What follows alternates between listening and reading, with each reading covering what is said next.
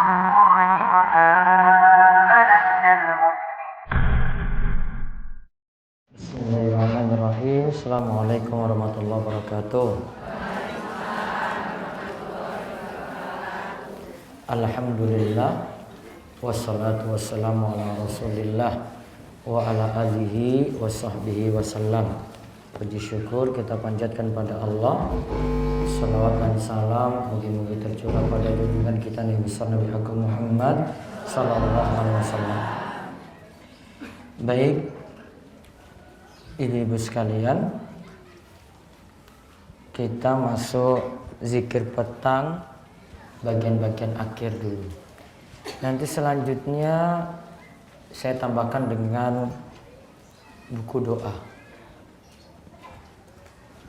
Mau zikir aja atau tambah doa lagi? Ya, baik. Nanti nyusul gitu. Ini lagi habis cetakan soalnya. Nanti buku 52 yang ini. Kalau yang sudah punya ya alhamdulillah, mengurangi jatah. Terus yang belum nanti insya Allah nyusul ya. Coba dilihat, saya baca yang singkat. Niki sudah dihafal apa belum? Sudah hafal apa belum ibu? Sepertinya ibu ini banyak masalah ya kayaknya. Sudah jagung apa belum? Nyumbang. Lewat sini itu wes 4 tempat tadi saya lewat sini itu, ya Allah, jagung terus di mana-mana ya. Sampai pekan depan itu nanti. Baik, saya tuntun. Bismillahirrahmanirrahim. Nomor 9 gini, nomor 9 halaman 51. Bismillahirrahmanirrahim.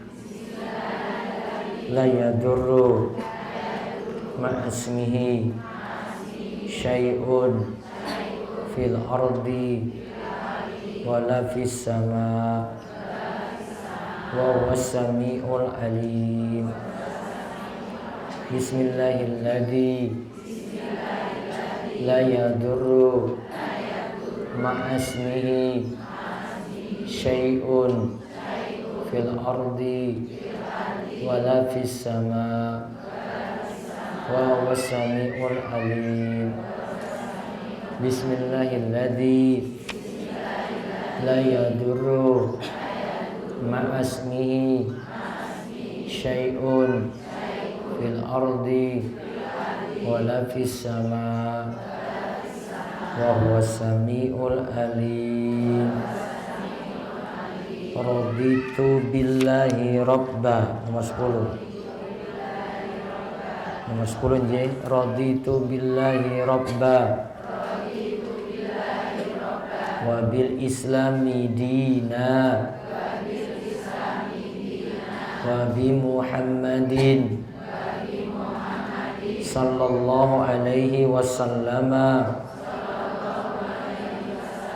nabiyya. Raditu billahi rabba wa bil islami dina wa bi Muhammadin sallallahu alaihi wasallama nabiyya. Raditu billahi rabba wa bil islami dina wa bi Muhammadin sallallahu alaihi wasallama nabiyya. Nomor 11. Ya Hayyu ya Qayyum bi rahmatika astaghits wa aslih li sya'ni kullahu wa la takilni ila nafsi tarfata ainin abadan. Terus langsung ke nomor 14. A'udzu bikalimatillahi tammati. Bikalimatillahi tammati.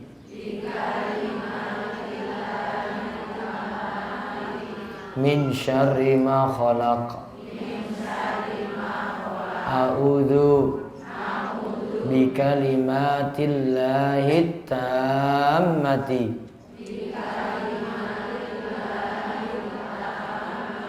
Min syarri ma khalaq. A'udzu bikalimatillahi tammati. Min syarri ma khalaq. Nah, taib. Sekarang kita lanjut ke buletin. Mudah-mudahan berikutnya Ji, buku 50 doa nanti. Ini pernah tak bahas di Karang Receh. Sampai 50. Nanti di sini tak ulang lagi biar hafal. Soalnya ini pelajaran saya di pesantren. Baik. Kita mulai surat An-Nur. Sekarang serial yang ke-33, An-Nur ayat 38. Masih bahas ayat seperti kemarin.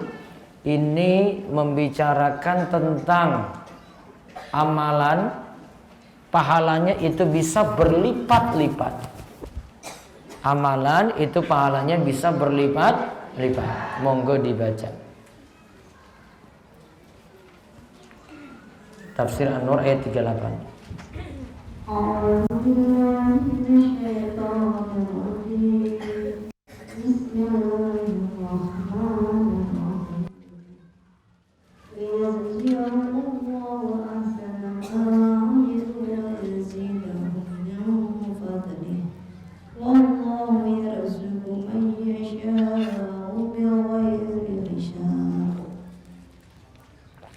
Mereka mengerjakan yang demikian itu supaya Allah memberikan balasan kepada mereka dengan balasan yang lebih baik dari apa yang telah mereka kerjakan, dan supaya Allah menambah karunia-Nya kepada mereka, dan Allah memberi rezeki kepada siapa yang dikehendakinya tanpa batas. An-Nur ayat 38. Baik, sekarang karena ayat ini sudah dijelaskan kemarin, kita lihat faedah saking ayat 1. Faedah ayat 1, balasan itu tergantung dari amal perbuatan. Nah, makin kita beramal, balasannya ada. Amalannya kecil, balasannya juga ada. Amalannya besar, ya, balasannya juga makin besar. Amalannya itu berat untuk dijalankan, sakit tetap sholat, balasannya lebih besar lagi.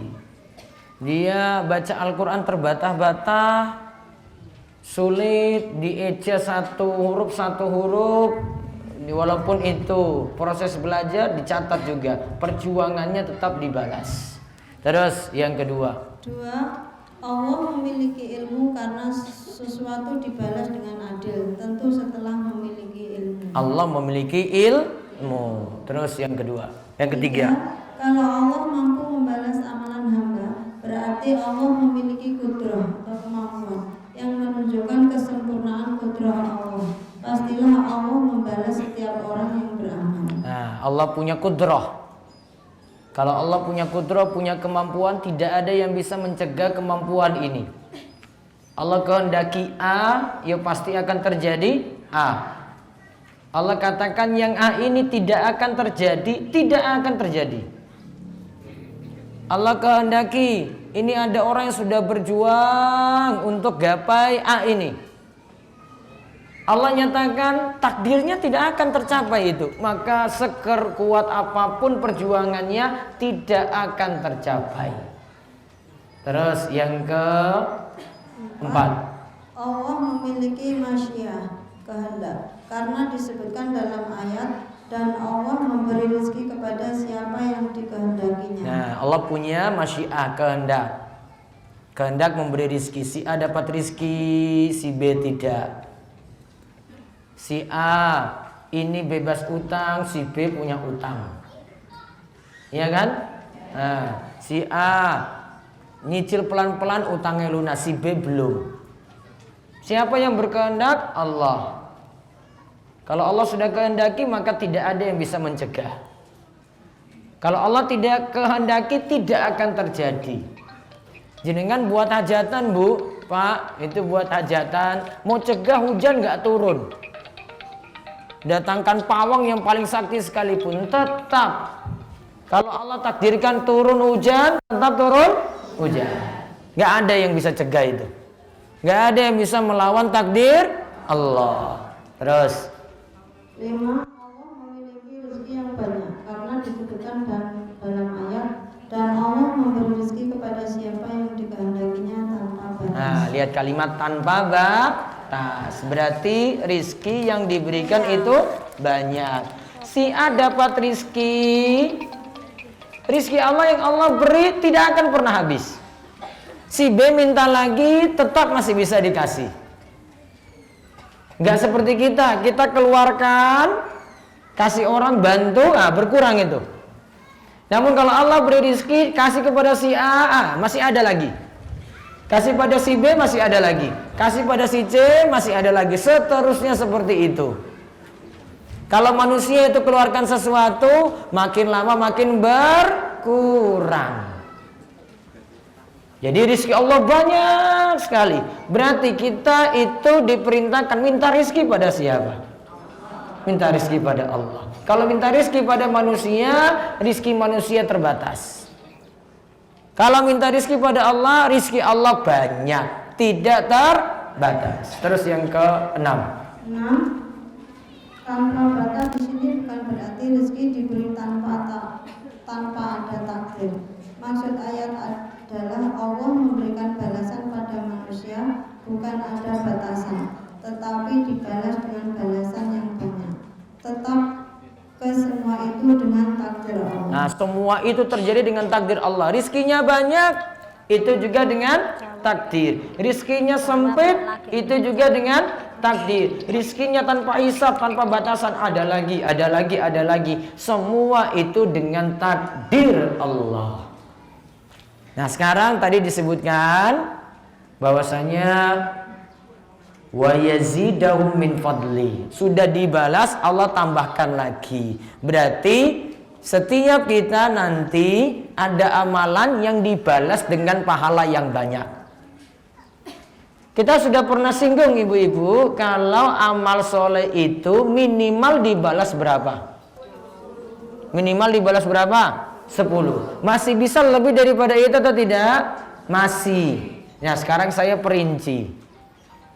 Amalan-amalan tadi masih bisa berlipat-lipat pahalanya. Ada beberapa faktor pahala suatu amalan dapat berlipat. Jadi bukan dibalas 10, dilipat gandakan. Sampai Nabi SAW katakan ila sab'i mi'ati dhi'fin, sampai 700 kali lipat. Ila ad'afin kasiratin, sampai lebih daripada itu. Berarti bisa berlipat-lipat. Nah, sekarang kita lihat dari berlipat-lipat pahala tadi, apa sebabnya, apa faktornya. Lihat nomor pertama. Beberapa faktor pahala suatu amalan dapat berlipat. Pertama, yang dilakukan adalah amalan yang lebih utama dari lainnya. Nah, jadi amalan ini itu lebih utama daripada yang lainnya. Nah, nanti ini ada kesimpulan dari beberapa dalil. Nah, kita lihat ada kesimpulannya, saya ringkaskan. Ada sini perkataan Syekh Ibrahim, baca. Syekh Ibrahim bin Amir Ar-Ruhaili menyatakan bahwa setelah yang wajib itu ada amalan sunnah. Yang paling afdal adalah thalabul ilmi yang dihukumi sunnah, jihad, dan zikir. Ini adalah 3 amalan yang utama setelah wajib. Setelah amalan wajib, ya berarti setelah sholat 5 waktu. Setelah puasa yang wajib, yang utama adalah thalabul ilmi. Apa thalabul ilmi? Nah, belajar apa? Ilmu. Ilmu apa? Agama. Kalau ilmu dunia mah gampang. Ilmu dunia wong muslim pelajari, wong kafir pelajari. Itu enggak membedakan derajat seseorang. Pelajari kedokteran, yang muslim pelajari, kafir juga pelajari. Gak bisa orang kafir jadi mulia dengan ilmu ini, gak bisa. Yang membedakan cuma mempelajari ilmu agama tentang iman, takwa, akidah, ibadah, amal. Maka menuntut ilmu masuk amalan utama. Jadi setelah sholat wajib, amalan yang utama adalah tolabul ilmi, nuntut ilmu. Nah, ngaji saat ini itu lebih afdol daripada amalan sunnah yang lainnya. Ngaji itu loh. Terus ada lagi jihad, ada lagi zikir. Jadi ini masuk amalan yang utama. Maka kalau kita pilih-pilih amalan, wah saya itu ngaji, atau saya lakukan amalan ini ya, saya mau sholat apa saya ngaji ya. Timbang-timbang, kalau saya ngaji, amalannya lebih utama. Dikarenakan kalau kita ngaji, amalannya bermanfaat untuk diri kita, untuk diri sendiri, dan juga manfaatnya untuk orang lain. Orang lain gimana dapat manfaat? Kita ngulang. Yang punya ilmu ngajarkan lagi. Minimal, nah ini kalau ibu-ibu minimal ngulang pada siapa? Pada siapa, Bu? Ini tahu diulang apa orang tahu ilmu nih? Minimal pada anak. Suaminya diulang nggak? Hah? Takut sama suami? Takut dimarahi? Iya. Takut suaminya nanti muring-muring kan? Ya sudah, nanti suruh suaminya ngaji dengan saya saja. Dia langsung tak tegasi nanti ini kayak gini. Saya suruh ngaji. Kalau ibu yang nyuruh suami, wah suami emosi sekali. Kamu ini sok pinter lagi ngaji, wes jadi ustadzah. Lagi mangkat berapa kali aja sudah jadi itu. Wah. Padahal pengen diberitahu baik-baik. Ya maka suruh ngaji aja. Mas esok ngaji. Gitu. Jadi thalabul ilmi sekali lagi amalan yang utama setelah amalan wajib. Terus yang kedua, amalan yang dilakukan adalah amalan wajib, lebih besar pahalanya dari yang sunnah. Sholat asar lebih besar pahalanya dibanding sholat qobliyah asar. Itu. Sholat sunnah fajar dibanding sholat subuh pahalanya lebih besar daripada sholat sunnah fajar. Sholat subuh pahalanya lebih besar daripada sholat tahajud. Sholat zuhur pahalanya lebih besar daripada sholat duha. Kenapa? Karena yang satu wajib, yang satu sunnah. Yang wajib pahalanya lebih besar daripada yang sunnah. Contoh, ibu-ibu di rumah ada di situ mau mengerjakan sholat sunnah, namun pas anaknya nangis, milih sholat sunnah apa ngurus anak, ngomong anak. Ini lagi pengen sholat duha, cuma 2 rakaat saja, anaknya nangis, ngurus siapa? Hah? Kalau lagi sholat duha, pas lagi mangkat, iki wis rakaat pertama dibatalke, apa lanjut?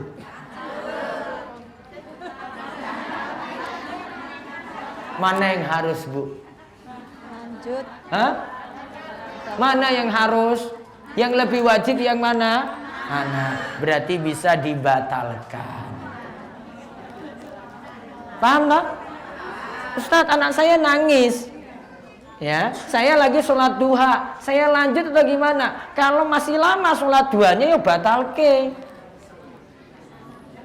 Iya tak? Nah, kalau suaminya yang nangis, gimana? Tadi itu anak, ya suaminya yang nangis, batalkan apa batal? Wah, batalkan jelas itu. Wah, itu sudah ini tuh sudah tahu sendiri. Dedek iki aku butuh kopi. Lagi sholat duha. Allahu Akbar, iki lanjut apa ora ya. Oh, dipanggil-panggil lagi. Nah, mana yang lebih wajib?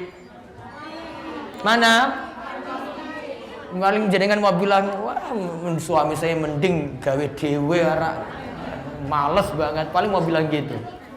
Kalau disuruh pokoknya yang wajib lebih didahulukan daripada yang sunnah. Pahala wajib lebih besar daripada pahala sunnah. Nah itu yang tadi kita pelajari nih. Coba lihat perkataan Ibnu Taimiyah di bawah.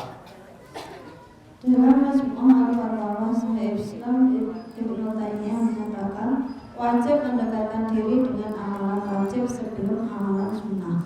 Mendekatkan diri dengan amalan sunnah barulah ada setelah amalan wajib dilakukan. Maka amalan wajib dulu, baru kemudian amalan sunnah. Maka kalau misalnya kita telat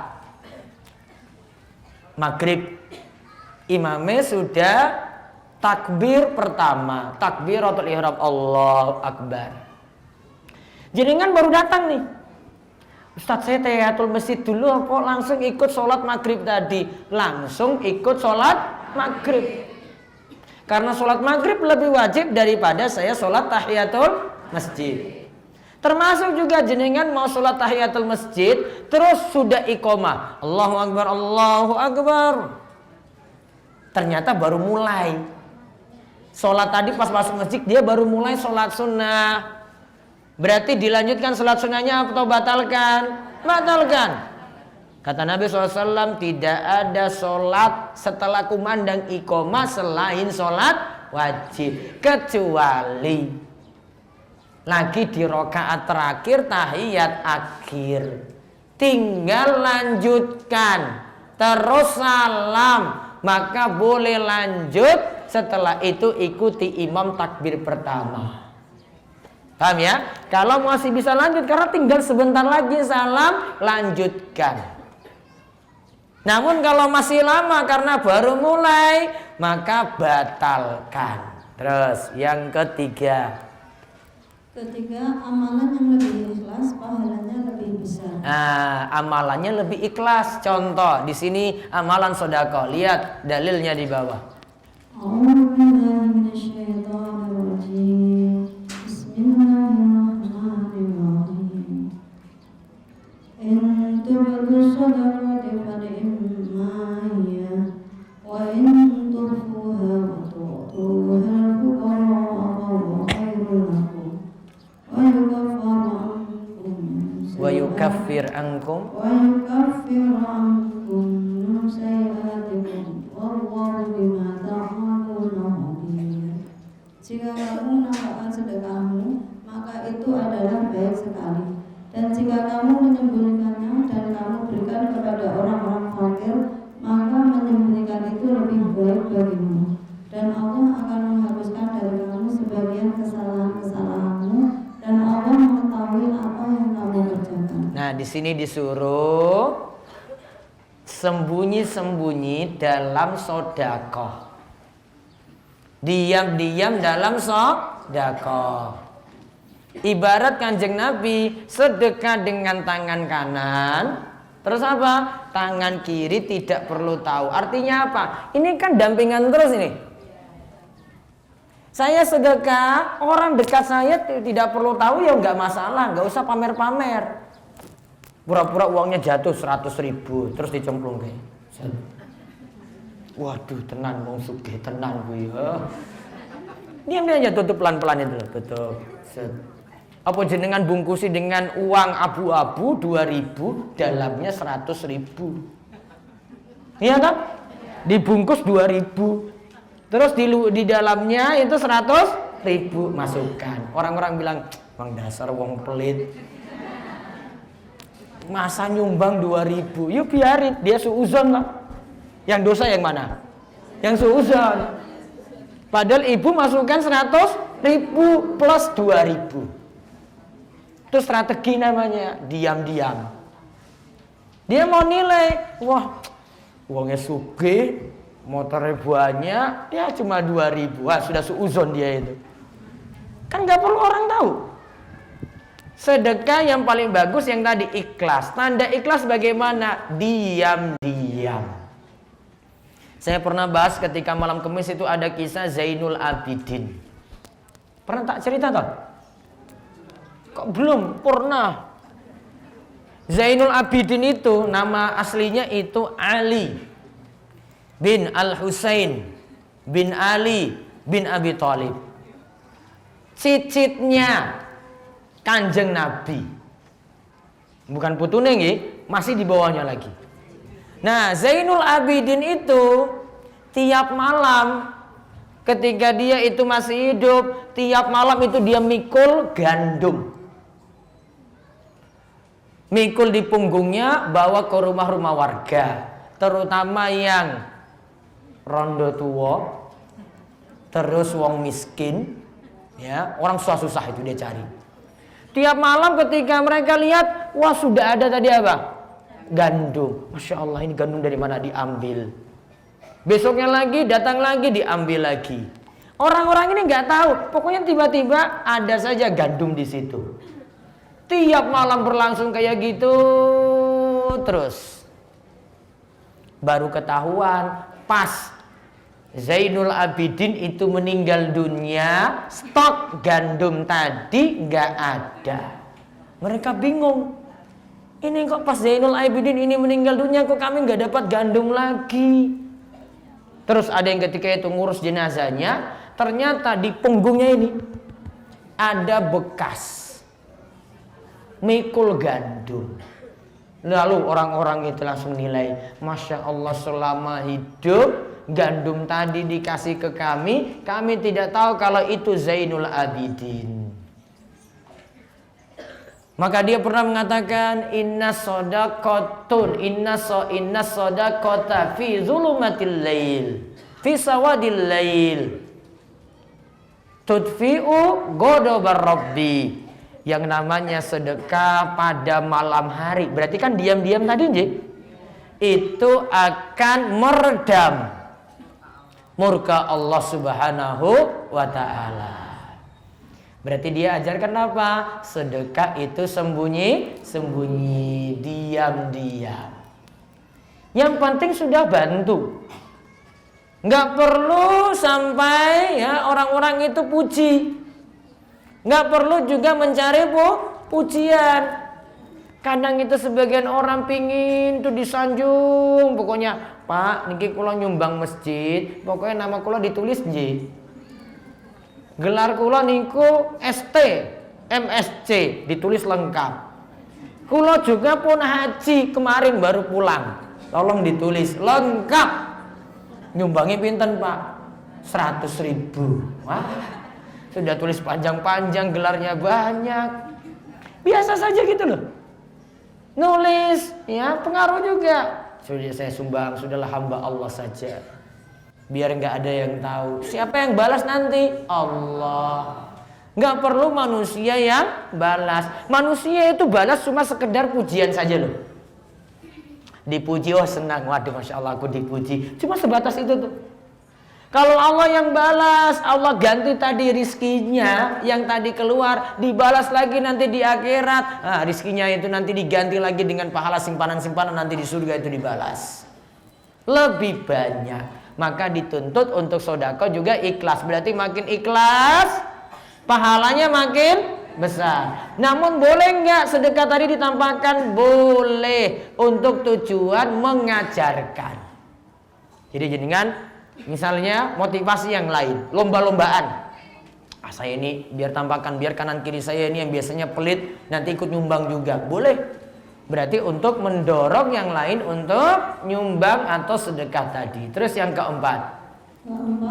Amalan yang makin mencontoh Nabi Shallallahu Alaihi Wasallam pahalanya lebih besar. Nah, sholatnya lebih mengikuti tuntunan kanjeng Nabi. Kita lihat dulu hadisnya dari Ummul Mukminin. Dari Aisyah radhiyallahu anha, ia berkata bahwa Rasulullah Shallallahu Alaihi Wasallam bersabda, "Man ahdatha fi amrina hadza ma laysa minhu fa huwa raddun."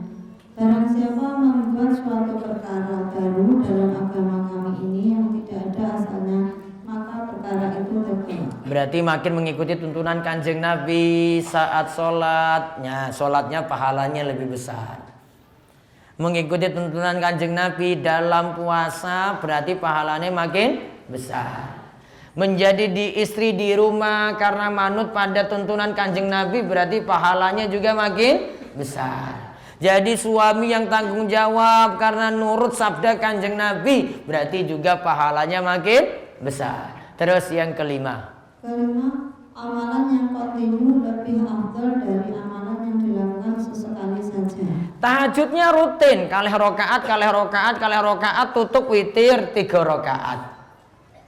Total berapa itu? 5. tiap malam bangun terus. Ada yang sholat tahajud juga, namun sebulan sekali. Ya, sebulan sekali 11 rakaat. Mana yang lebih afdal? 5 atau 11? Kenapa? Continue, lebih rutin, ajak dijaga.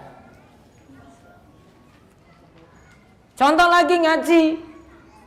Ngajinya sepekan sekali, namun rutin. Daripada dia ngaji setahun sekali, tablik akbar. Mana yang lebih afdal? Nah, tiap pekan sekali daripada tablik akbar. Rutin dia, ajak ini amalannya ada terus tiap pekan dibandingkan tadi satu kali. Walaupun ustadz jamaahnya itu banyak sekali, orang ngaruh. Yang pengaruh apa? Tadi continue.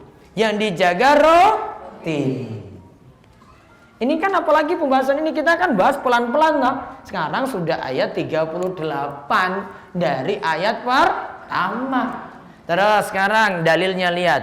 Dari Aisyah radhiyallahu anha, Nabi Shallallahu alaihi wasallam pernah menemui Aisyah dan di sisinya ada seorang wanita. Nabi Shallallahu alaihi wasallam pun bertanya, "Siapa ini?" Aisyah menjawab, "Si fulanah yang terkenal luar biasa salatnya." Rasulullah Shallallahu alaihi wasallam pun bersabda, "Jangan seperti itu. Hendaklah engkau beramal sesuai kemampuanmu." Demi Allah, Allah itu tidak bosan untuk menerima amalanmu, hingga engkau sendiri yang bosan. Nah, lihat. Di bawahnya lagi terus. Wa kana ahabba ini ilaihi ma dama alaihi sahibuh. Sesungguhnya amalan yang paling disukai oleh Allah adalah yang dikerjakan secara kontinu. Nah, lihat tuh di garis bawah itu. Makana, ya, amalan makana ahabad din ilai. Amalan yang paling dicintai oleh Allah adalah amalan yang kontinu, yang dilakukan oleh pelakunya. Terus yang keenam. Karena amalan yang sederhana lebih afdal daripada amalan yang menyusahkan diri. Nah, amalannya sederhana. Sholatnya ya biasa. Puasanya juga biasa. Itu tidak menyusahkan diri, tidak melalaikan kewajiban, tidak meninggalkan istri, tidak melalaikan nafkah. Itu lebih bagus daripada amalannya, ibadahnya banyak, namun meninggalkan keluarga, istirahatnya itu kurang, lebih membuat dirinya susah. Jadi dituntut amalan sederhana tapi sesuai tuntunan. Kita dituntut amalannya itu apa? Sederhana namun sesuai tuntunan. Coba kita lihat dalilnya di sini. Kata Salman. Kata Salman pada Abu Darda, "Inna lirabbaka 'alaika haqqan, wa li nafsika 'alaika haqqan, wa la ahlika 'alaika haqqan, fa'ati kulladzi haqqan haqqah." Sesungguhnya bagi Rabbmu ada hak, bagi dirimu ada hak, dan bagi keluargamu juga ada hak. Maka penuhilah masing-masing hak tersebut. Kemudian Abu Darda mendatangi Nabi Shallallahu alaihi wasallam lalu menceritakan apa yang baru saja terjadi. Beliau lantas bersabda, "Salman itu benar." Inna li rabbika 'alaika haqqan. Untuk ibadah itu ada porsinya. Wa li nafsika 'alaika haqqan. Untuk dirimu butuh istirahat, butuh makan juga ada porsinya. Wali alika alaika haqqan. Abu Darda, untuk istrimu juga ada waktunya. Apa waktu dengan istri ini maksudnya apa, Bu? Ibu-ibu, jenengan pingin dari suami itu apa waktunya? Hah? Kok bengong ini? Apa nggak diurus suami? Hah?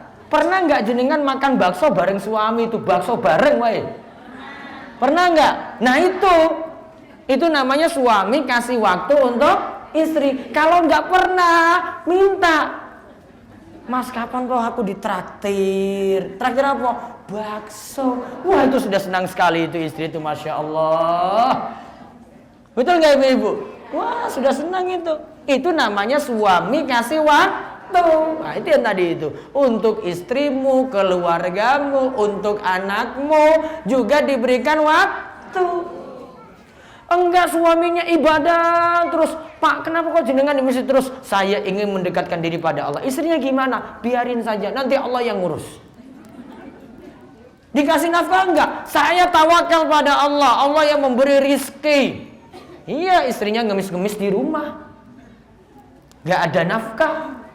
Malah golek utangan, cari pada tetangga, tetangganya kasihan, kasih makan, sehingga dia dapat makan sebenarnya bukan dari Allah langsung, yang Allah itu ridho, namun sebenarnya karena kasihan.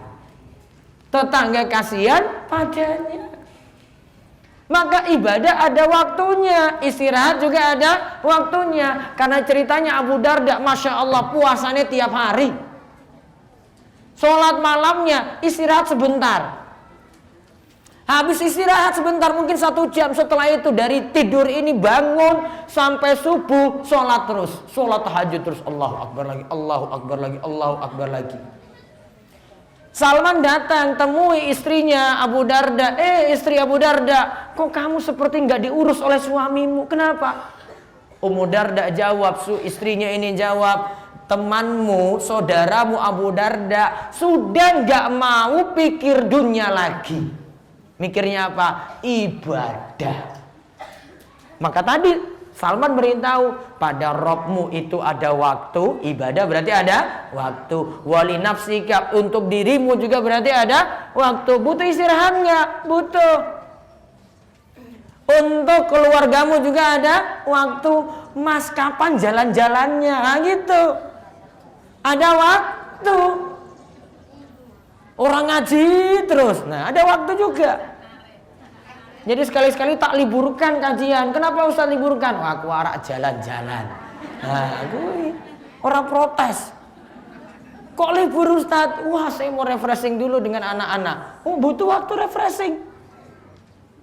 Nggak tahu kalau persiapan kayak gini ini dikejar-kejar waktu ini. Neng pelayan wae baru nulis rampungnya 2:30. Waktu sebelumnya apa? Ya tidur, ngantuk. Kalau jaringan protes, Ustaz telat, ya biarin, saya cuek aja. Orangnya cuek pokoknya. Ngisi. Kalau enggak, saya nggak bisa ngisi. Saya mau ngisi apa coba kalau nggak belajar dulu? Butuh belajar nggak? Butuh, itu nulis. Itu kaji dulu. Ya, jangan kira datang-datang itu Ustaz sudah hafal semua, urung hafal. Baru belajar dulu itu. Nah, belajar dulu nulis dulu. Ah, sudah. Udah waktu nulis rampung, nah sudah baru ngisi. Kalau enggak mau ngisi saya. Mendingan saya itu enggak ngisi sekalian. Wes libur wae. Itu. Ada kepentingan yang lain, yang ngisi ditinggal bisa. Ya. Jadi ada waktu, porsi masing-masing. Suami juga kayak gitu, Bu. Jadi dia enggak liburan sendiri gitu loh. Istri juga butuh, ya diajak. Istrinya diajak apa tadi? Jalan-jalan. Minimal tadi apa? Traktir bakso. Nanti pulang pokoknya nagih suaminya. Pokoknya yang nyuruh siapa? Pak Ustadz tadi nyuruh, gitu. Kok suruh traktir? Wah iya, ini dalilnya. Itu jenengan tunjukin dulu itu loh. Ini loh mas niki loh. Kasih waktu. Nah sekarang pembahasan terakhir. Ibadah paling afdol dilihat dari waktu dan tempat. Ya dilihat dari waktu dan tempat. Waktunya kapan, tempatnya di mana, dan juga di sini ada di sini tugas. Tugasnya itu di mana? Dilihat itu masing-masing. Sekarang Ibnu Qayyim rahimahullah mengatakan, baca dulu. Ibnu Qayyim rahimahullah menyatakan bahwa para ulama berkata, inna afdalul ibadatil amalu ala mardhatir rabbi fi kulli waqtin bima huwa muqtada dzalikal waqti wa waqti fadil. Ibadah yang paling afdal adalah amalan yang dilakukan sesuai ridho Allah dalam setiap waktu dengan memandang pada waktu dan tugas masing-masing. Nah lihat, memandang pada apa?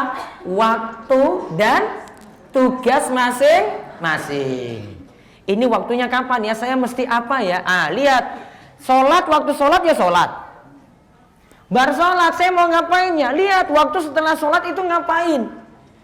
Jadi masing-masing amalan tempatkan pada waktunya masing-masing. Tugas itu tempatkan pada waktunya juga masing-masing. Nah, coba kita lihat contoh-contohnya di sini. Ibnu Qayyim lanjut. Ibnu Qayyim melanjutkan, ibadah yang paling baik pada waktu jihad adalah berjihad. Walaupun nantinya sampai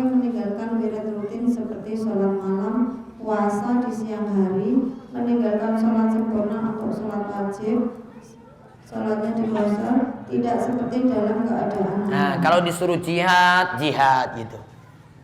Walaupun nantinya sholat sunnah dia tinggalkan, sholat malam dia tinggalkan. Yang penting wajib tadi dia jaga. Bisa jadi sholatnya itu dikosor, 4 rakaat dijadikan 2 rakaat. Terus yang kedua, apabila tamu hadir di rumah, paling afdal adalah sibuk melayani tamu daripada rutinitas yang sunnah. Begitu pula dalam menunaikan hak istri dan keluarga. nah tamu hadir, jenengan baca Al-Quran bu. Lanjutkan baca Al-Quran apa layani tamu? Papa, misalnya bu tunggu sebentar bu, 1 jam tak rampung ke seiki Al-Quran. Suruh nunggu tadi berapa? 1 jam. Wah tamu bilang, kok kayak gitu. Walaupun jenengan punya rutinitas, kadang ditinggalkan gara-gara ada tamu. Sama untuk hak istri dan keluarga. Istri lagi butuh, keluarga lagi butuh, dia dahulukan itu daripada rutinitas ibadah. Yang berikutnya, apabila datang waktu sahur, paling afdal adalah sibuk dengan sholat, membaca Al-Quran, berdoa, berzikir dan beristighfar. Nah sekarang sudah mau menjelang subuh, masih waktu sholat tahajud. Waktunya apa ketika itu? Waktunya adalah sholat tahajud. Sudah sholat tahajud masih ada waktu lagi baca Al-Quran, masih ada waktu lagi istighfar, masih ada waktu lagi angkat tangan untuk berdoa. Sesuaikan waktu. Terus yang keempat, apabila datang seseorang meminta dibimbing atau saat itu adalah waktu mengajarkan ilmu pada orang yang tidak paham, paling afdal adalah membimbing dan mengajarkan ilmu. nah misalnya ini saya mau sholat sunnah. Tadi saya sempat masih bisa sholat sunnah sebenarnya, namun ibu-ibu sudah nunggu toh. Kalau saya sholat sunnah 5 menit misalnya, 5 menit saya sholat sunnah. Sedangkan untuk ngajar, nah ibu-ibu nunggu, mana yang saya pilih berarti?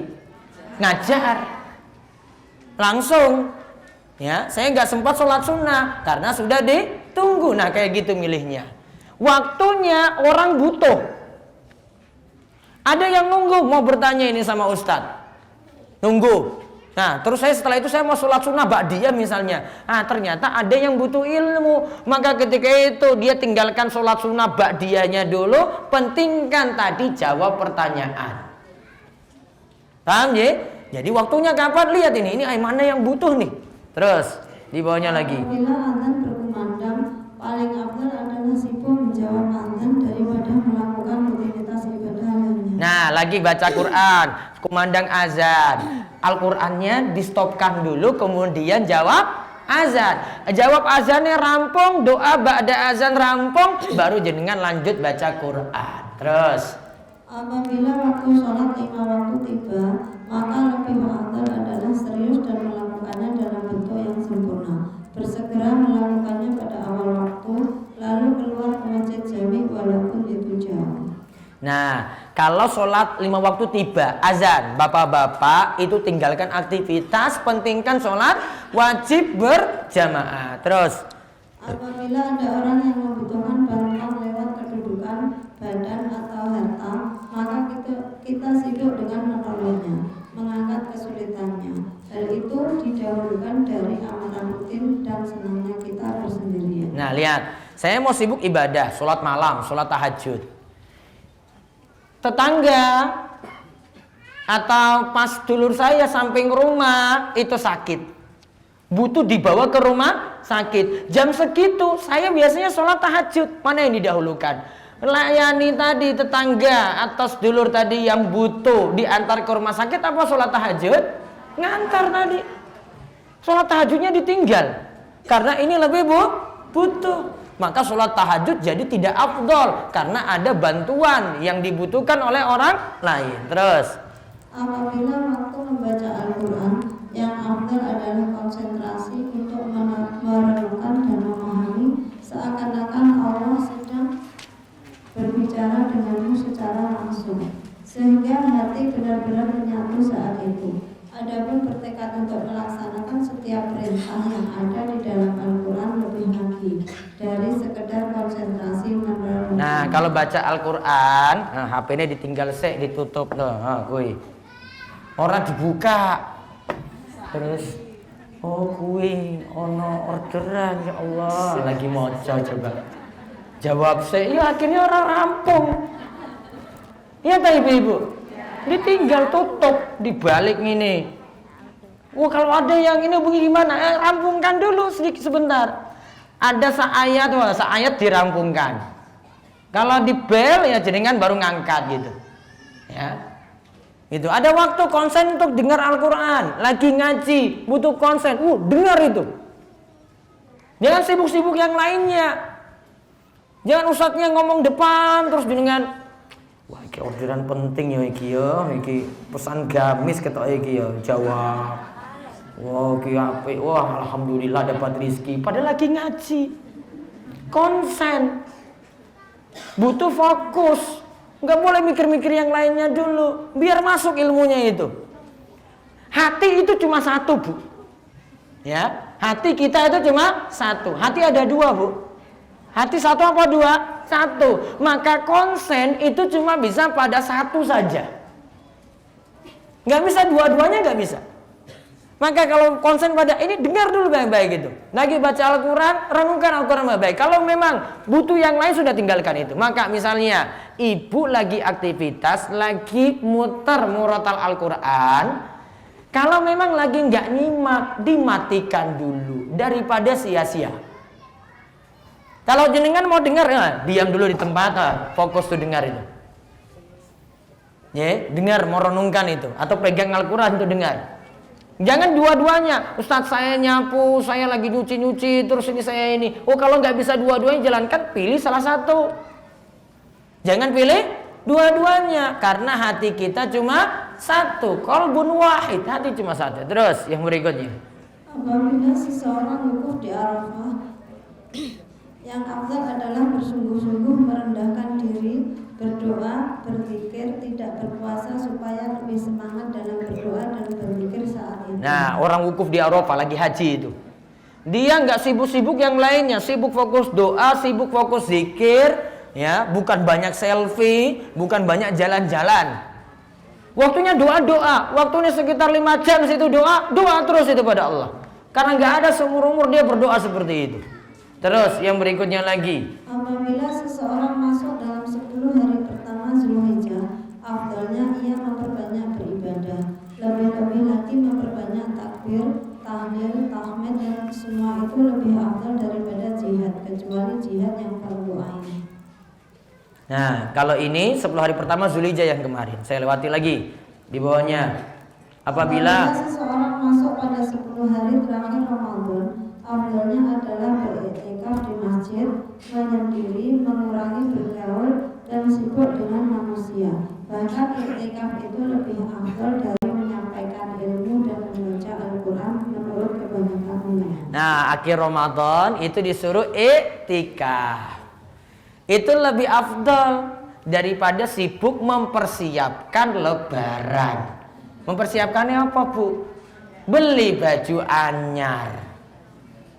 Kalau mau iktikaf malam hari, siangnya kalau memang ada keperluan ya monggo silakan. Mau pergi ke mall kayak mau kemana ya monggo. Namun jangan lewatkan malam hari. Soalnya ada juga di situ malam Lailatul Qadar. Didahulukan, mana yang lebih penting. Terus berikutnya lagi. Apabila saudara kita sakit atau meninggal dunia, afdalnya adalah menjenguk yang sakit, menghadiri prosesi dan mengurus jenazahnya. Ini lebih didahulukan daripada menyendiri atau iktikaf atau kumpul-kumpul dengan yang lain. Nah, ada saudaranya sakit kok ya dijenguk. Ada yang meninggal dunia, hadiri prosesi untuk mungkin keluarga bisa lihat yang memandikan, bisa proses kafani, ya, kalau yang lainnya menyolatkan sampai kalau ada yang mampu sampai menguburkannya. Terus apabila seseorang mendapati musibah atau kita disakiti lainnya, afdalnya adalah bersabar ketika bergaul dengan yang lain tanpa membalas dengan menyerang. Karena seseorang mukmin yang bergaul dengan manusia yang bersabar atas gangguan mereka lebih afdal daripada seorang mukmin yang tidak bergaul dengan manusia dan tidak pula diganggu lainnya. Ustadz, saya hidup sendirian saja biar saya fokus ibadah terus, atau saya itu bergaul dengan yang lainnya. Yang lebih bagus bergaul. Gaul dengan yang lainnya, terus kalau dia ganggu saya gimana? Sabar. Saya hidup bertetangga lebih bagus daripada saya di rumah seorang diri. Kalau bergaul dengan tetangga disakiti, banyak-banyak sabar. Nah, pahalanya di situ. Terus yang berikutnya lagi terakhir. Seseorang bergaul dengan yang lain dalam kebaikan itu lebih afdal daripada ia hidup mengasingkan diri sehingga tidak bisa mengajarkan kebaikan pada orang lain. Terus? Seseorang yang hidup mengasingkan diri dari kejelekan itu lebih afdal daripada ia bergaul lantas terpengaruh kejelekan. Jika ia tahu dengan ia bisa meminimalkan kejelekan, itu lebih baik daripada ia mengasingkan diri. Nah, ini tentang keadaan masing-masing orang. Kadang dia milih untuk menyendiri, kadang dia milih untuk bergaul. Kalau bergaul dapat manfaat atau bisa sabar, dia bergaul. Namun kalau tidak bisa, dia menyendiri.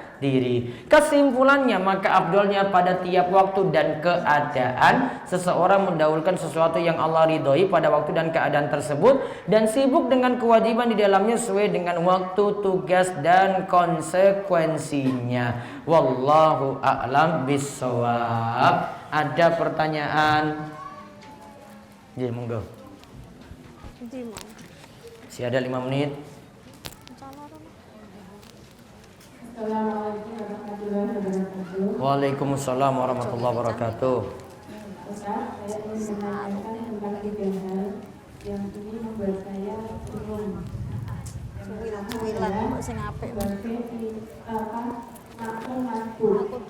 yang saya pernah dengar. Itu kalau kita ketinggalan satu surat Al-Fatihah, itu kan ketinggalan 1 rakaat. Nah, tapi saya juga pernah dengar juga bahwa sampai rukuk baru ketinggalan 1 rakaat. Nah, saya pernah terangkan apa? Begini Pak Sina. Nah terus kalau misalnya ketinggalan surat Al-Fatihah, padahal sebagai imam itu kita mendengarkan, itu kalau imamnya itu membaca jahar, itu kan kita mendengarkan Pak. Tapi kalau imamnya membaca sir, itu kan kita membaca sendiri. Iya. Dan itu yang membuat saya bingung itu, kalau kita sebagai imam masbuk kan, Makmum masbuk yang imamnya itu membaca jahar. Nah itu kita ketinggalan surat Al-Fatihah itu bagaimana gitu loh? ditanggung sama imam. Oh gitu. Iya. Oh saya kira itu kalau yang jahar itu tidak bilang.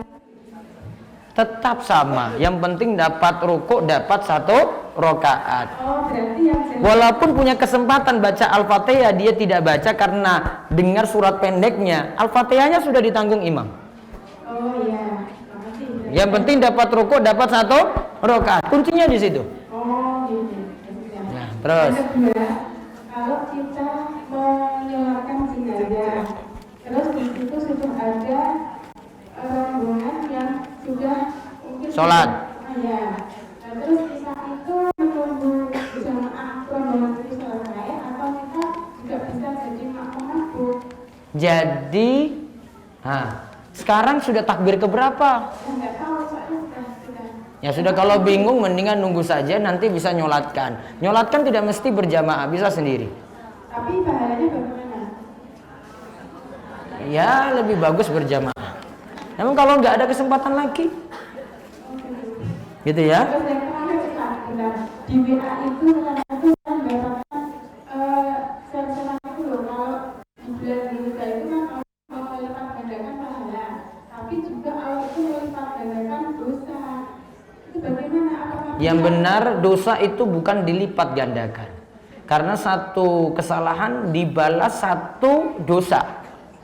Yang ada dosa itu sifatnya ta'zim, yaitu dilakukan 1 kesalahan, dilakukan di bulan haram, dosanya dianggap besar. Bukan dilipat-lipat jadi 70 kali. Buat maksiat ini akhirnya misalnya dia nyolong 1 kali, dianggap nyolong jadi 1000 kali. Oh enggak bisa. Tetap nyolongnya 1 kali. Namun dianggap besar kalau dilakukan pada waktu yang mulia atau dilakukan di tempat yang mulia. Dianggap besarnya. Namun kalau lipat gandanya enggak. Ya, itu istilahnya. Waalaikumsalam warahmatullahi wabarakatuh. Apa saja pahala menengok orang sakit dan apa saja adab menengok orang sakit. Pahalanya nanti didoakan malaikat. Orang yang hadir nanti didoakan malaikat. Di samping dia berbuat baik dengan mendoakan. Mendoakannya gimana? Kalau mau baca doa untuk orang sakit, ada Allahumma rabbana si'isi bil bas in ishwi anta syafi la shifa ila shifa'uka shifa'an la yughadiru saqaman. Bisa seperti itu. Kalau enggak, jenengan doakan dengan doa yang dipahami sendiri. Yang penting ada doa untuk orang sakit. Apakah kalau suami sudah meninggal, istri masih bisa berkumpul dengan dia di akhirat nanti? Istrinya selalu setia dunia akhirat. Masya Allah. Masih bisa. Nanti akan dikumpulkan lagi dengan suaminya, insya Allah. Yang penting banyak-banyak sabar dan doakan suami terus. Ustaz, apakah orang yang minum khamr tidak diterima sholatnya selama 40 hari? Saya belum temukan dalil tegasnya, namun ada tentang perkara ini. Sholatnya tidak diterima 40 hari. Kriteria khamr apa? Minuman yang memabukkan. Apakah diperbolehkan minum alkohol untuk menenangkan diri tidak sampai mabuk? Tidak boleh. Kalau minum 1 botol itu mabuk, maka minum 1 tetes saja tetap haram. Bukan tetap mabuk, nggak mabuk, haram. Di musim haji masyarakat sering mengadakan pamitan haji. Yang anehnya setelah selesai acara pamitan haji, para saudara-saudara yang hadir bersalaman dengan menggunakan amplop dengan dalih titip doa. Dia mau berdoa sama seperti jenengan berdoa. Tidak ada keafdolan bagi yang pergi berhaji untuk berdoa lebih daripada yang lainnya. Tempat afdol dia berdoa pas lagi berhaji di sana. Namun keadaannya baik. Intinya itu keadaannya itu baik. Namun jangan anggap afdol doa jenengan dibandingkan dengan doa dia. Doa itu tergantung kekuatan masing-masing loh itu. Ada yang doa senjatanya lebih ampuh daripada yang lainnya. Walaupun itu dia pergi haji, yang ini doanya sambil nangis-nangis, butuh pada Allah, benar-benar mohon, bisa jadi lebih afdol. Gitu. Terus di musola tempat kerja kami, imam sholat selesai salam langsung naik mimbar dan memberi kultum dengan membacakan hadis. Kita sebagai makmum menjawab salam imam dan mendengar kultum atau berzikir. Zikir saja harusnya dia tunda beberapa waktu sampai zikir rampung, biar nggak terganggu. Zikir rampung dulu, nah baru dia naik itu kasih kultum itu tadi untuk baca hadis. Itu lebih bagus. Maka bagusnya kalau punya zikir lanjutkan zikir. Bolehkah kita beribadah mengharap pahala dan surga? Boleh. Mengharap pahala dan surga itu namanya ikhlas. Ya, kalau tidak mengharap seperti ini, wah itu kita mau dapat apa dong? Tetap kita kalau beramal mengharap surga. Saya punya kakak ipar yang suka marah dan sombong. Kakak saya selalu tidak mau atau banyak alasan jika dimintai pertolongan. Diminta tolongin gantian jagain mertua yang sakit-sakitan, dan selalu suka sombong dengan manas-manasin mungkin yang diperoleh dari utang uang. Terus selalu meremehkan saya karena saya tidak bekerja, cuma di rumah saja, sedangkan kakak saya jualan di rumah. Apa yang harus saya lakukan? Sabar. Wes dijungake baik-baik wae pun. Mau gimana lagi? Ibu mau balas lagi, malah tambah dosa lagi. Banyak-banyak sabar. Wong dia sakit di saya Ustadz, sabar. Saudara saya sering terlambat dalam beribadah sholat seperti sholat Jumat karena harus menolong pasien yang tiba-tiba datang. Kalau memang tugasnya akhirnya jadi telat, ya nggak masalah. Kalaupun dia tidak bisa sekali karena pasien ini lebih urgen, berarti dia nggak bisa sholat Jumat. Ganti sholat Jumat adalah sholat zuhur 4 rakaat. Terakhir, bagaimana hukum sholat mengenakan cadar atau mengenakan kacamata?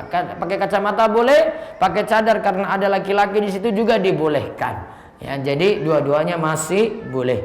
Wallahu a'lam bishawab. Kita cukupkan, nanti ketemu lagi Sabtu apa? Sabtu Kliwon tanggal 7 nanti awal September insya Allah. Dan diingatkan nanti tanggal 15 September di DS Ahad Pon nanti ada tablik akbar bersama Ustadz Dr. Syafiq Reza Basalama jam 8:30 pagi sampai jam 10:30. Silakan untuk hadir, dan nanti insya Allah ada subsidi untuk uang transport dari tempat masing-masing. Demikian pengumumannya, dan situ juga nanti ada pembagian pakaian layak pakai. Ya, demikian untuk jamaah Rongkop Giri Subuh besok pagi insya Allah di Ahad Maing ada kajian di SMP Negeri 1 Giri Subuh. Silakan untuk hadir. Demikian kita tutup, mudah-mudahan bawa berkah, dapat limpahan ilmu dan diberi petunjuk dalam beramal soleh, dan mudah-mudahan kita diberikan keistiqomahan. Kita tutup dengan doa kafaratul majelis. Subhanakallahumma bihamdika asyhadu an la ilaha illa anta astaghfiruka wa atubu ilaik. Assalamualaikum warahmatullahi wabarakatuh.